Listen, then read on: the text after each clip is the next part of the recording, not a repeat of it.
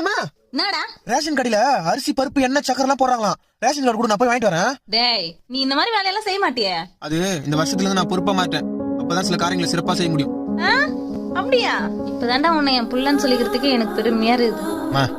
உங்க வயித்துல பிறந்ததுக்கு நான் தான் பெருமை பண்ணணும். சரிடா, இந்தா போய் வாங்கிட்டு வா.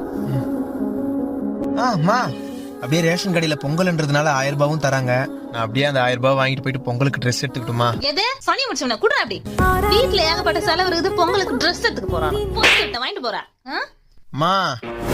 அன்போ அடியோ என்கிட்ட கொடுக்கும்போது கொஞ்சம் யோசிச்சு கொடுக்கணும். ஏன்னா நீ எதை கொடுத்தாலும் அதை நான் ட்ரிபிளா திருப்பி கொடுப்பேன். என்ன பத்தி தெரியாதுல உனக்கு?